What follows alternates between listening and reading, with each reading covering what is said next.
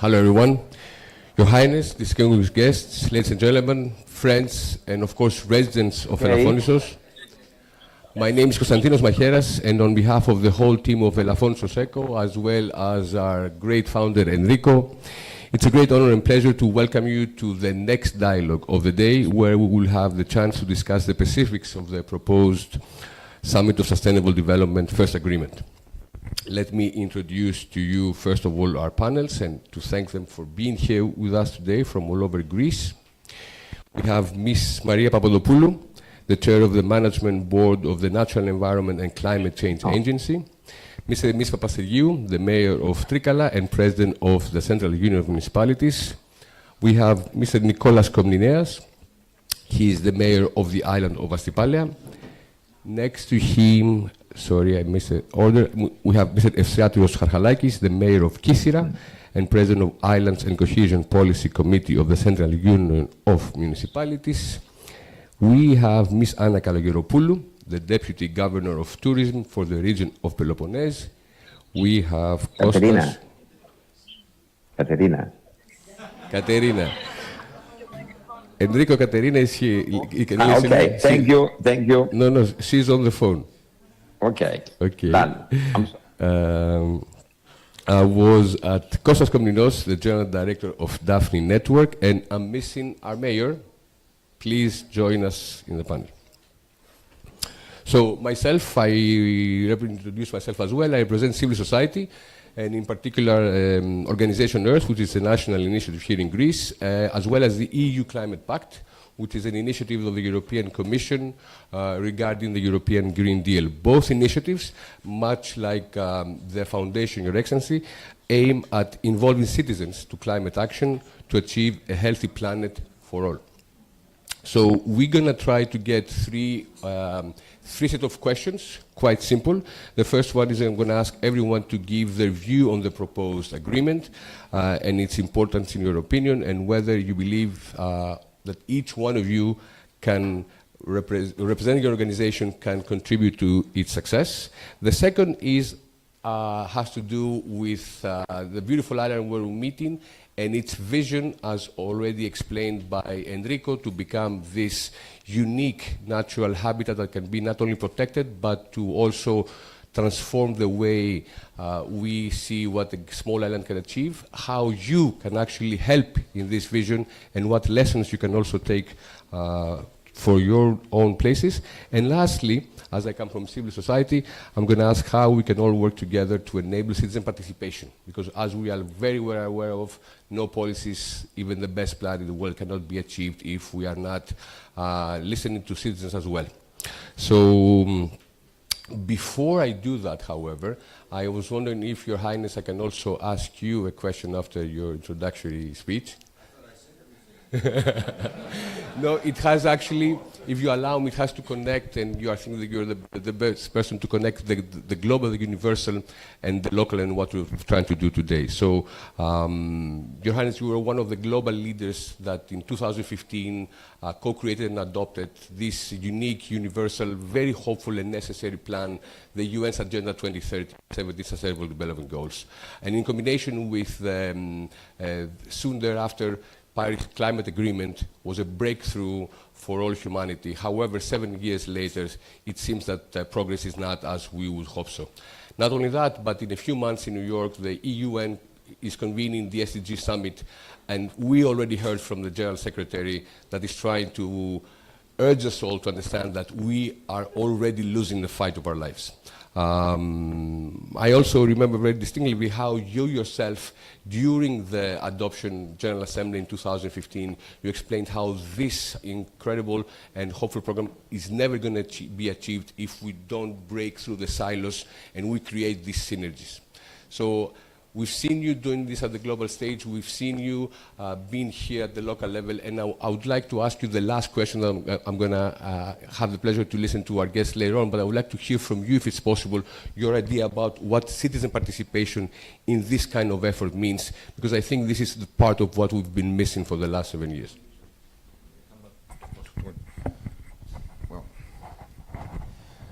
Well, I think very, very simply and very quickly, because I want to hear from all these wonderful people. It is very frustrating and very disconcerting to see that there's so much lacking in progress in different countries around the world, and those that had made very strong commitments at the COP in Paris, and to see that we are not on track globally to reach the greenhouse gas emissions targets. And that's, you all know the reasons. It's, other emergencies get in the way, and we tend to, the tendency is to put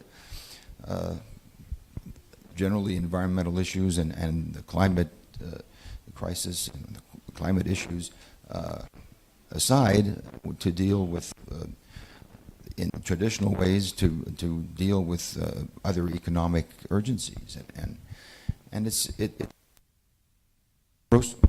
a process that has to be revised and to have everyone understand, and of course it's very difficult to do that because of when you're an elected official, it's very difficult to have a long-term vision and a long-term view, and to try to implement things without being responsible for their outcome. And so it's that is the I think one of the biggest challenges is to be able to implement. With sometimes you have to be very forceful and very to get everybody, all levels of society involved, and it takes a lot of work and a lot of patience and a lot of convincing to have everyone from the government down to civil society to different stakeholders adhere to the same plan to go forward. And we always try to be optimistic, and we say, okay, we're lagging behind, and what the Secretary General said is very concerning, that we have already missed that we'll not be able to reach the targets. I still believe that we can. It'll be a last-minute effort, and it'll be a last-minute thing, and it will probably not be very satisfactory, but we have to try until the last moment, because there is still time. The window is getting very small now to be able to change things.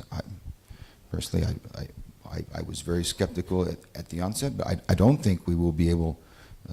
We're well beyond the 1.5 degree Celsius increase, and we're looking at 2. And if we can limit it to 2 point something, that'll already be. We can all be very satisfied with that, but that'll in itself be very difficult to for us and for different populations around the world to live with. But if that's the best we can do, well, then we have to settle for that, and we have to adapt to that. But it's always the same thing. We have to, bring everybody on board. Even the most skeptical, we have to fight until the last moment. That's, but it's at varying degrees of not only the leadership and the governments and government agencies, and also the corporate sector, and have economic players realize, and fortunately a lot have realized this. And then it goes down to local governments, and that's why the actions of local governments, and especially municipalities, is so important. And it's a vital link to. There's been a lot of debate in different countries, and in neighboring France, that a lot of the duty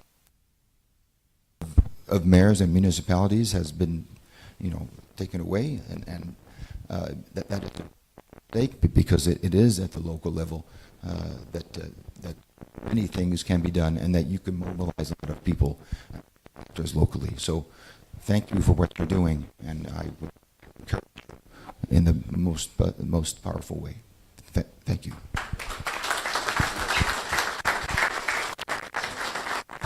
Thank you, Your Highness. Thank you so much for this. It's also quite interesting that this devastating comment by the Secretary General was made last year in Egypt, another Mediterranean country that we still haven't seen the progress we would like to see in the Mediterranean. On the other hand, we as Mediterraneans, when we realize the urgency, it seems that we can do miracles. And that's what we're here to discuss, local plans. And I'm going to start with the first question, how the agreement presented today actually involves your island, your location. And I'm going to start with the mayor of our host island, Elafonisos, and asking, actually echoing what we just heard from His Highness, that usually we think that these are projects just for heads of state and national governments, and here we have a small island that we believe can make this first step. If we can have your brief comment about the agreement presented today, Honourable Mayor. I think that I will say again that no excuses. We have a lot of work to do, and we have to do it with ourselves first, with our cooperatives and our children. That means the main problem is to convince ourselves and our people around us that we have to take action. So raising awareness, changing habits, collaborating, and continuing is the biggest project that we have to work on. This is what we are trying to do, to change attitude. It's important to change attitudes and make impossible things become possible. It looked or it sounded impossible to have you here, Your Highness, but impossible things can be possible. So why not regarding our environment? Why not giving this natural habitat to our children better than we received it? Thank you so much, Mayor. Thank you for much. this introductory comment. Let me remind that the agenda has 5 pillars: renewable energy systems, sustainable transportation and mobility, circular economy principles, protect natural habitats and biodiversity, and of course, as the Mayor just mentioned, public awareness and education. Before we actually go into this in more detail, from the micro level of a small island like Elafonisos, I would like to go to a larger scale and ask the President of the municipalities of Greece, municipalities can achieve by collaborating, and what you as the President of municipalities see that can bring us together by using this particular proposal that was submitted today and hopefully going to be signed tomorrow by all of you. Well, as I was saying formerly, the environment from now on has to be the common denominator to anything, to any activity or any policy we follow. You know, Greece is a puzzle or a mosaic of different lands, landscapes, people, but there are several good practices that we can follow. We have to find some good practices just like Astypalaia, what Nicholas did, and we have just to multiply them, to copy-paste them, or to adapt them to other places.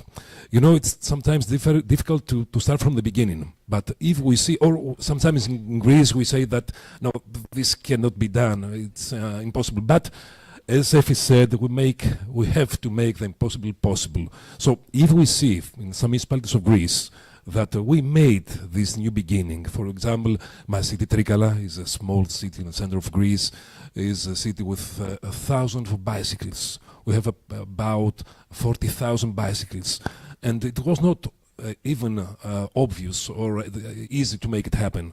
But we decided about 10 years back to change our mentality. We said that our city is a small city, but and for sure there is no need to use so much cars. So we take some difficult and not obvious political decisions, and we were very, let's say, focused on this scope. And we finally managed to make our people by making also infrastructure, bicycle lanes, to follow this policy. So the answer, Kostas, is you have, first of all, to have the vision. Secondly, to have the people, to make it happen, and not to change our mind in the first difficulty.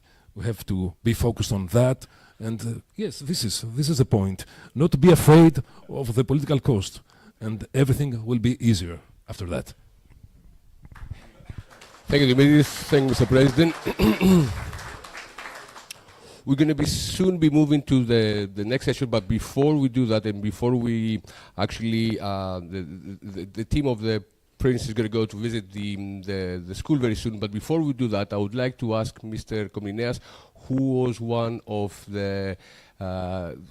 those who envisioned this agreement today. And actually, I was impressed, as you said this morning, that even though you come from Asipala and ideally your residents there would like you to reveal this in Asipala, you're coming here on another island and you're trying to get a lot of collaboration in continuing this. So give us your principal motivation before this, and we're going to have a chance later on to talk about Asipala and the amazing projects.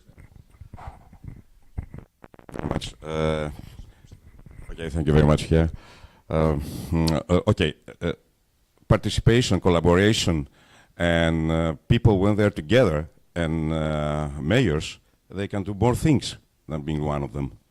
So it was rather easy for me to decide to make something here, because I'm supposed to be one of the pioneers in Greece, on this transition.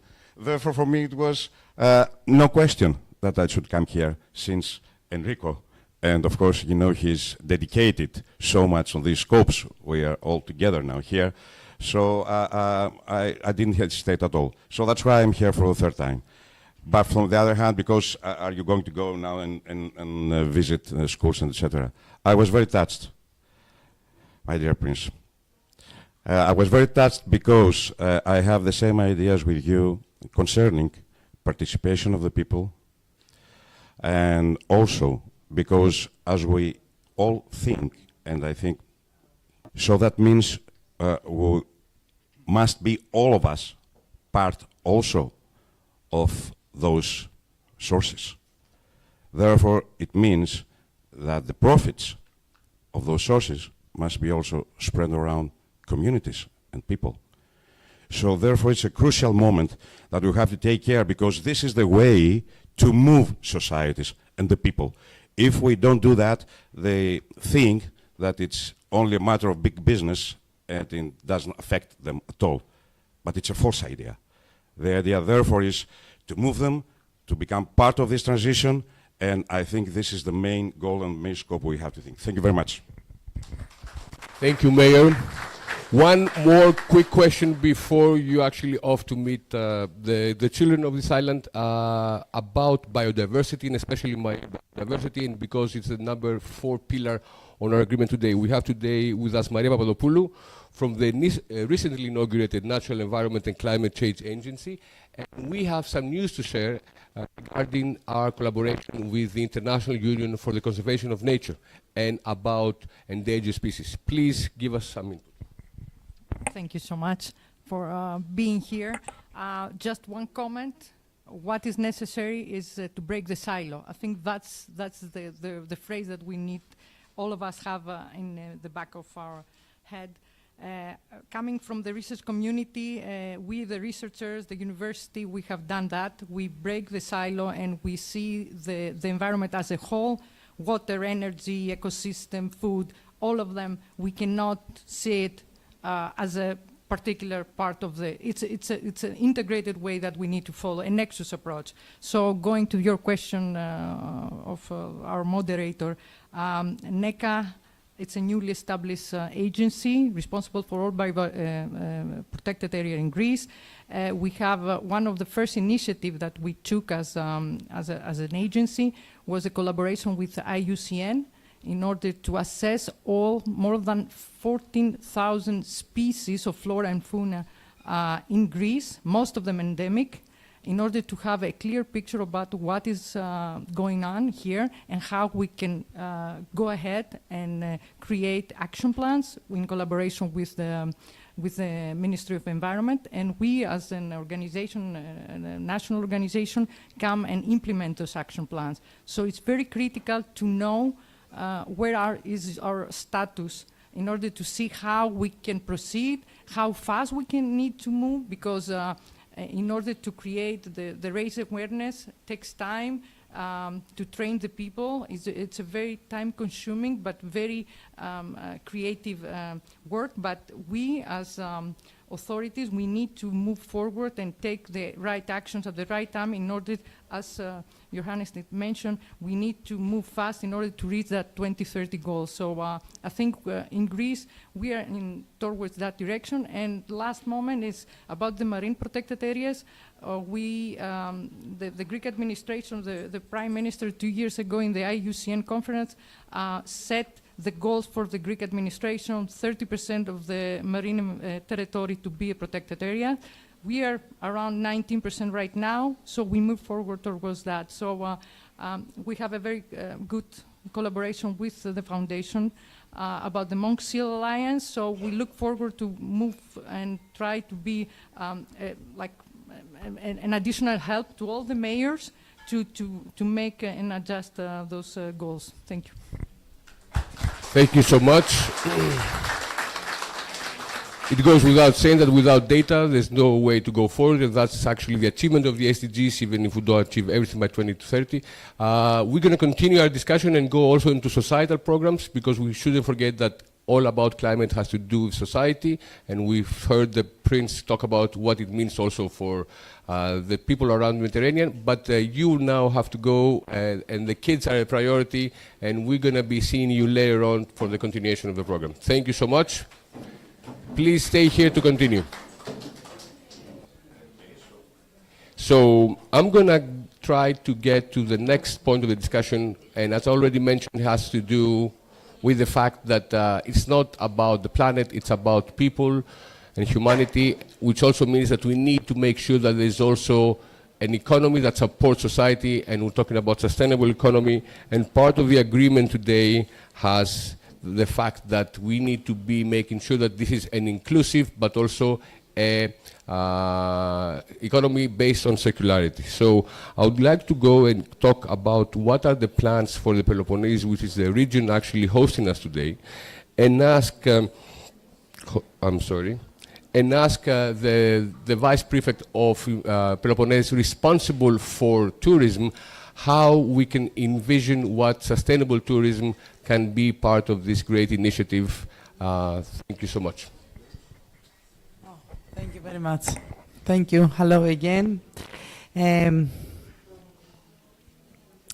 So, I will recap very shortly, because I understand you might be a little bit tired, that the basic thing and the most important is that we are all aligned on the same target. Protect the planet, protect Europe, protect the environment, protect Greece, protect Elafonisos, protect our future. Actually, this is the thing. And the other main issue is the collaboration. So we are aligned on this also, all of us, the government, the prefecture of Peloponnese regarding us, all the municipalities, and all the simple daily people need to use them appropriately in order to protect the environment. In terms of tourism, wide, meaning that if the visitors don't see that we care about our environment, they will pass by and go to the next destination. So this is very crucial for us also. From our side, the prefecture already makes steps along in cooperation with the municipality of Elafonisos. We are already working on funding the experimental environmental study regarding the piping system regarding tap water to extend it in the whole area of Elafonisos, as well as the desalination is the correct work of the water, because we will need that very shortly. Also, we're using electric cars slowly expanding in the whole Peloponnese municipalities, and we're trying with the zero waste in everything, and I think we're in a good way, and we will make it more organized in the very near future. That's it from me. Thank you very much. And thank you. Because I'm going to let you to be the last one, so we can actually also pose some questions that are a bit tougher to answer. And I'm going to ask, before that, the mayor, Mr. Harkalakis, to talk to us a bit about the nitty-gritty things. Like, for example, we talk all the time about renewable energy. Everybody thinks it's all about electricity. But what about water? Thank you very much. It's not only water. What we discuss here today has to do about the future of our planet, the future of our kids.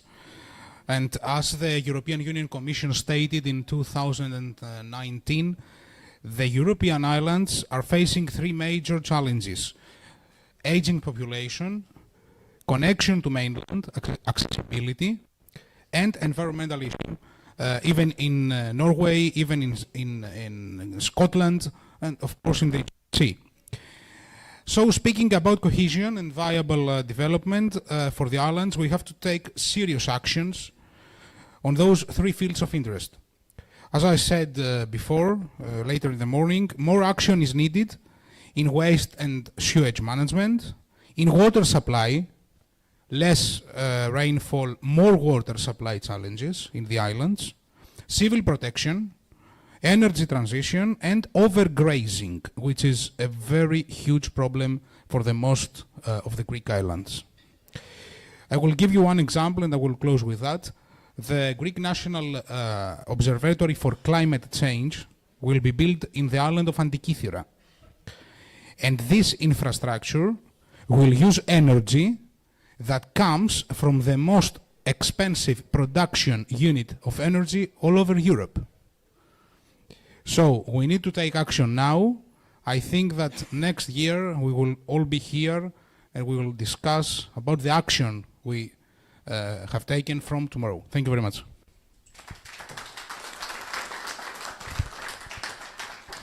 Thank you so much. Thank you, Mr. Mayor. Kostas. Kostas, you are the only one that cannot be in the category called the policymaker. You are the only one that doesn't get elected. But you have the opportunity during the last years with your organization, Daphne Network, to have worked with many, many mayors and been in a lot of these islands to see exactly what's going on. I would like you to ask to be critical and tell us what is actually missing for us to be able to continue what we've been talking about, and why do you think that this new agreement is going to be a step forward to this? Okay, well, the truth is, like you said, you will be hard on it, so... exactly, yeah. My role, I'm a general director of the Daphne Network, and members in see that this is actually going forward, and there are initiatives also by the Greek state towards the Greco Islands initiative, and these are all, you know, on the right direction. However, I think that one of the core issues that we face currently, and we can see that from financing, regulatory issues, legislative framework, I think we have segmentation in terms of roles, and we have a lack of coordination in terms of multi-level governance. We have you know, great initiators at local level, mayors or even governors at the second level of administration, that they are willing to move forward, but in many cases we see that there is a lack of coordination with the European and national level. Or there is a delay, let's say, to proceed into more courageous legislations that can actually boost and activate work at local level. When it comes especially to Greece, and we've been facing that very hardly, and running an association of island local authorities only on islands, but with members from Gavdos and Agathonisi to Rhodes, we can see how in Greece this is even more critical. And why is that? Because we have a very large differentiation in terms of geography and scale. We have small towns, we have urban areas, but we have very small islands like Adikithira, and the mayor of Kythira just mentioned, very high production cost, but we have very low production cost in roads. They are both islands. We try to do insular policy, but then we have very, very small islands and much bigger ones. Some of them are interconnected with the island system in terms of energy, or they have a water pipe from the mainland, and others are very far away.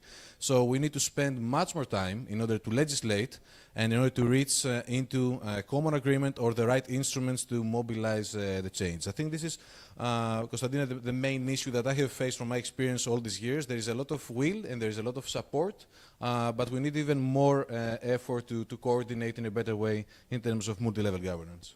Thank you. Thank you so much.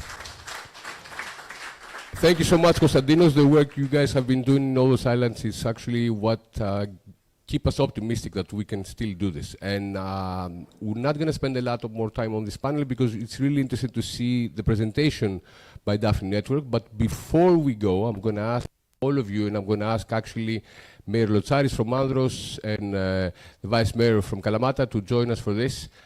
This is about learning from each other. This is about exchange.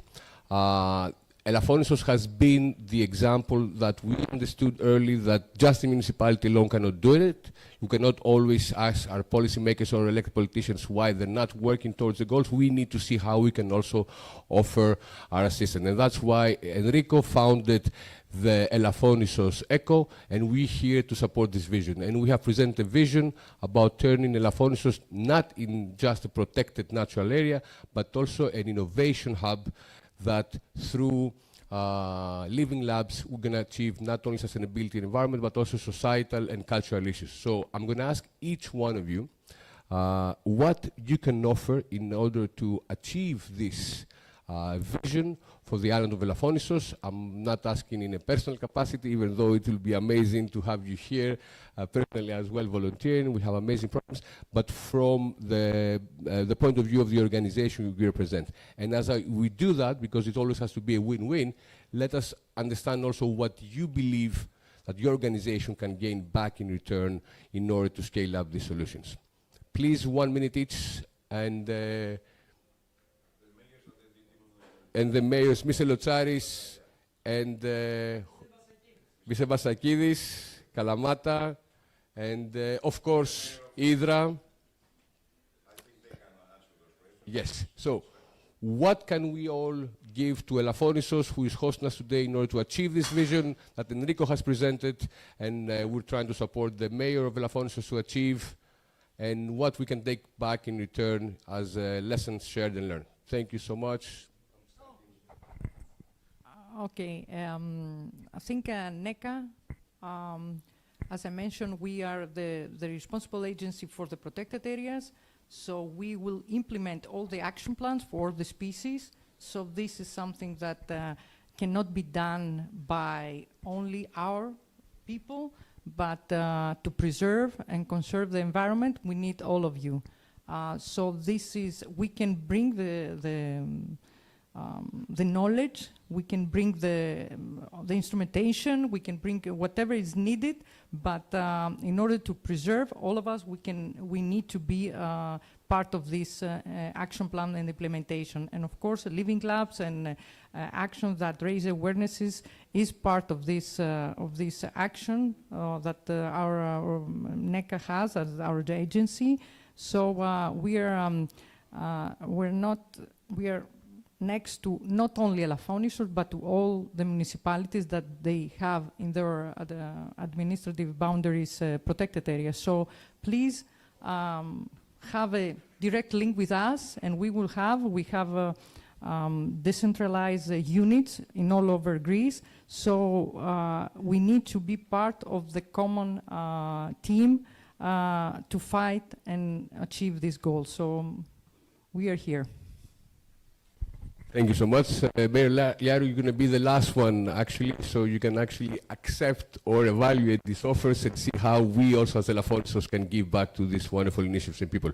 So, Yes, how can the Central Union of Municipalities of Greece can help Elafonisos, or how my own municipality can help Elafonisos? Let's say that the easier way is just to give a technical assistance. For example, the municipality of Trikala, despite the fact that it is in the mainland of Greece, now runs tender for desalination for the municipality of Antiparos. So it could be a very easy way, if Elafonisos needs any technical assistance from our technical services, to run in parallel and for the municipality of Elafonisos ever tenders, let's say. But as I see, and as I was last year here, and I see the difference is that nowadays, or the last years, Elafonisos does a new beginning. So it is we are responsible to help the island of Elafonisos to start with the right way. First of all, is to make infrastructure.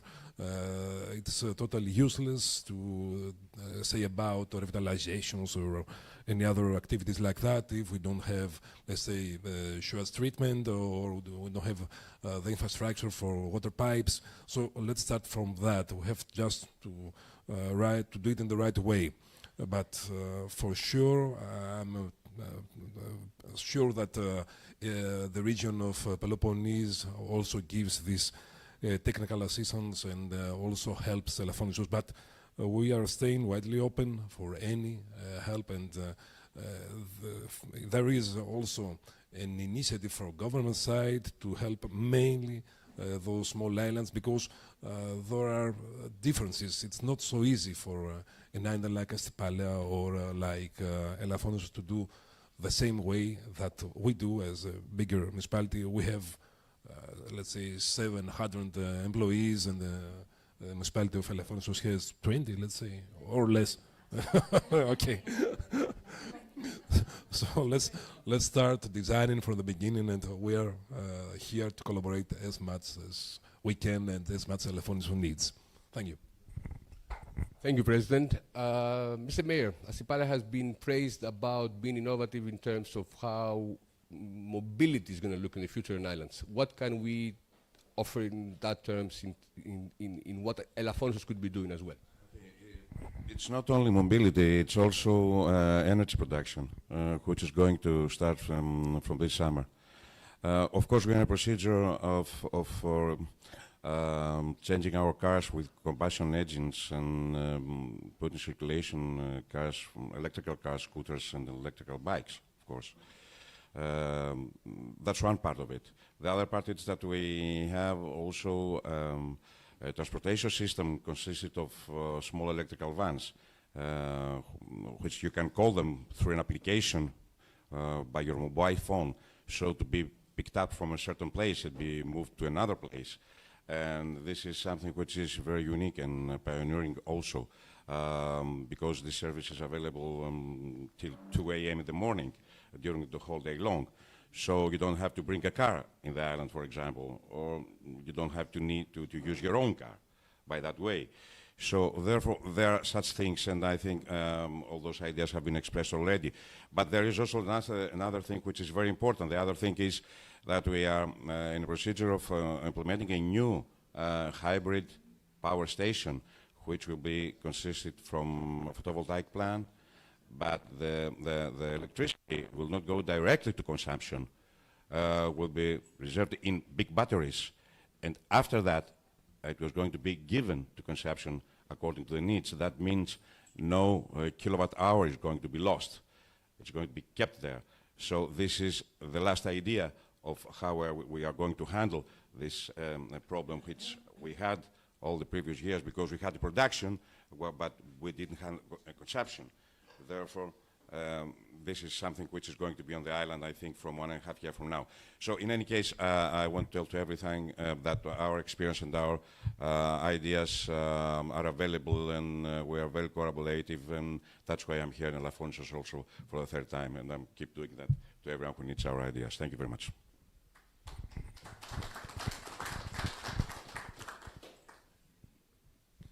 So, Kythera is the closest neighboring island in Elafonisos. I think we share a lot of common problems. And I will give you an example where strong rainfall occurs in Sparti. Elafonisos and Kythera are in lack of power. as you know. So you can rely on us on a great variety of assistance. I would say that despite the lack of employees in the Greek municipalities, the municipality in Kythera has a technical department which is working very hard, yes, and very efficiently, yes. And we have a lot of projects going on right now. So I think we could start with a cooperation. And I would also like to ask you, after the elections, of course, to organize a conference about the land, the common land management in Elafonisos. As I said before, during the British administration or occupation, you can say whatever you like, of the Ionian Islands, Elafonisos and Kythera had the same public land management institutions. We still have these institutions, you don't, but I think there is a great opportunity to discuss about that and to discover the historical roots of this administration, and you never know, we might find something very something good about the future on that. Thank you very much. Thank you. Thank you so much for this. For those that are not local, let me explain that one of the islands that the mayor mentioned before, it's under his jurisdiction, it's the island of Antikythera. And when we're talking about Elafonisos being a small island, try to imagine that Antikythera last year had 18 residents. I was actually there at the last day of September that one of the last families had to leave now, so they're 12 because the kids had to go to school to Kythera. So we're talking about islands around the Aegean and the Ionian Seas and around the Mediterranean that we need to think about the future and also start discussing about what the demographic issue can be in those islands. I didn't have the time to ask before, but even though he mentioned the president about the 100 EU mission cities, so what I'm going to do is I'm going to ask the vice mayor from Kalamata, who is one of the 6 cities accepted in this mission, to talk us a bit about his experience in this. And I'm going to do it in Greek. And we do have translations. You all have your things for translation? No, not yet? Okay. Until we get this up and running, I'm going to go back to tourism, and we're going to wait for the translation. Tourism in Elafonisos. You know, Elafonisos is the only island, inhabited island, that it is in our jurisdiction. We have many islands, but not with no inhabitants. So we have to pay special care and attention. And we have an excellent cooperation with Ms. Liarou, and we believe in economies of scale. So we are aligned with the government, the prefecture. Where do I have a look? The municipality. We are funding things regarding infrastructure, as I mentioned before, the water and other. Effie knows better, can explain more. But I think the next step, Effie, is to buy the charging stations for the electric cars of the tourists that are coming and of the permanent inhabitants, so citizens. So maybe since you have the study ready, we should discuss about it and try to find the funds to raise that, raising funds about it. In terms of second step. yes, Next step. in terms of promotion, especially digitally, we do it all year round. We never stop. We promote Elafonisos all year round, and we expect the results this summer to be very good and profitable for you. Thank you. Αντιμετωπίσαμε τα τελευταία We have δεκαετία faced during the last 10 years κάποιες some crises. And we have managed to turn those crises to opportunities. The financial crisis caused a lot of problems due to the high energy cost in the city, so we have managed with a very quick process since 2024, and in 2018 we have changed all the bulbs of our municipality by saving 78% of the energy consumption, and from the 8 million kilowatts per hour, now we consume 1.5 million kilowatts per hour. This project costed 9 million euros and will be paid in 10 years due to the lower energy cost. This was the first effort when the financial crisis hit Kalamata and our area. In 2016, we faced a flood. We also had dead people due to the flood, and we started to react and participate to the efforts of the European Union through the Mayor's Pact in order to familiarize ourselves with the notions of the climate change that nowadays is a climate crisis. So this urged us to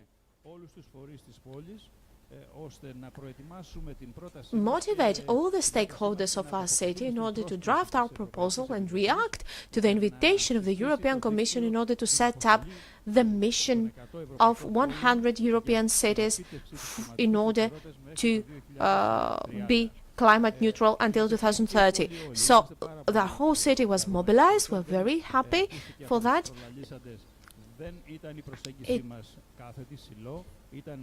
We have adopted a collaborative approach when it comes to the climate neutrality issue. In drafting the proposal, more than 1,000 citizens participated and 71 organizations, so this was an open lab that has lasted for 4 months. So we have drafted a proposal that had to face 29 other proposals from Greek cities. The president of Keve and the mayor of Trikala was first, but of course both Trikala and Kalamata participate now in this network of 100 European cities that will try to achieve climate neutrality until 2030. So the climate crisis and climate neutrality did not come in Kalamata as a surprise, but rather we faced some challenges such as the financial crisis and the floods. I forgot to say that we also had very great heat waves and lack of water scarcity that affect our agricultural production. We're talking mainly about olive crops and other tree crops such as the fig tree, but also our vegetable production.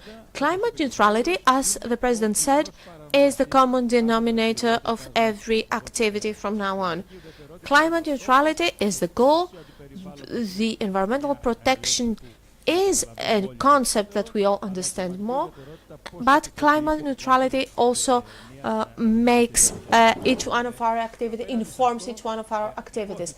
So we have listened to all the speakers today say that apart from what we should do, we should also raise awareness among the public, among the citizens. Last year we had an opportunity, and which was the energy cost. This could be used more intensely, if you wish, in order to motivate citizens and participate in our common effort in order to save energy that can be done by improving our buildings, change the way that we move around our cities, and of course not to waste resources, and promote circular economy. Of course, that cannot be done very quickly. This awareness needs us all to participate in that effort, and we hope that starting from various events such as this is today, we hope that we will be able to become ambassadors and help citizens understand the need to change mentality, change behavior in order to help protect the environment and achieve the climate neutrality goal. Thank you very much. Thank you very much for your speech. 2 points.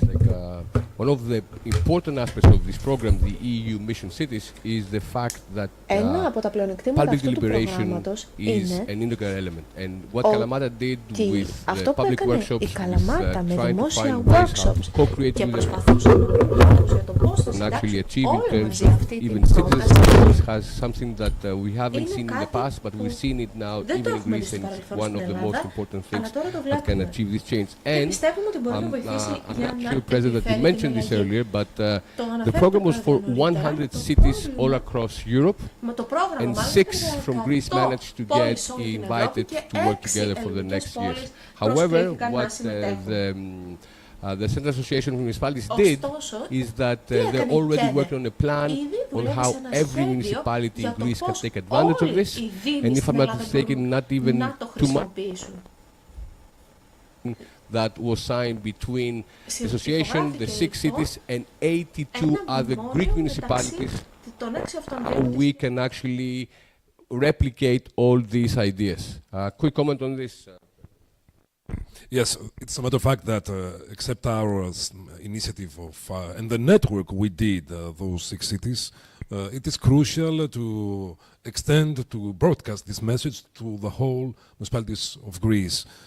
There are some, let's say, we have to prioritize some actions, initiatives, and that's what exactly we did with this common, let's say, agreement between the 82 other municipalities to work together towards the same target, towards the same goal. This is what with the Ministry of Environment did to discuss and to open the discussion to all the 332 municipalities so that even all the rest, except the 6th one, will catch these achievements earlier than the rest of Europe. As I said, we have to work together if we want to go longer. Thank you. Thank you so much, President. We're coming to the end of this session. I'm going to move to this side. It's nice as well here. We still have, of course, the last spot reserved for our mayor, our host, Elafonisos. Kostas, would you like to say what you're going to offer? Or should I let you be the one? So put the we can actually have something concrete out of this agreement. So, you heard some trampoline as well. Everything recorded. So as to use it? I'm joking, of course. So, British people believe in win-win cooperations. That's what we proved today here in this session, in this place. That we should support win-win cooperations. And I'm very moved because I already cooperate with all the mayors. We, from Kalamata, the vice mayor, the deputy mayor, we have supported our council, municipality, Elafonisos municipality has supported the candidation of Kalamatas in this project. We cooperate with the president of KEDE, and with the other mayors, Astypalia, Kythira, with the region, with Andros. We already cooperate. There is cooperation among us, and it is the purpose to be more, because there are very few here in Elafonisos, but we multiply ourselves. Well, but it isn't fair. It is the greatest result you can. We have to be a bigger team, people sharing the same problems, the same obstacles, and trying to find a better result. So thank you for being here, because we can give things, but we can take things. We can sometimes be introverted, but the main thing is to be extroverted. And that is what we prove. Encourage people to be extroverted and talk, not keep things inside. So thank you very much for everything, your support, your presence here. Ladies and gentlemen, thank you so much for today's session. We'll be continuing with a small wrap-up from Kostas and then to the next presentation. Thank you, Konstantinos, for this excellent facilitation. Daphne is an association of, as I said, the island local authorities support our islands in different kind of activities, and we have a reputation the last years on supporting islands into hard, let's say, initiatives like with Astipale and the Smart and Sustainable Island, managing as a technical advisor to realize all kind of infrastructure in the frame of the project collaboration with the government and Volkswagen. We do a very similar and even broader project in Kythnos, the Kythnos Smart Island.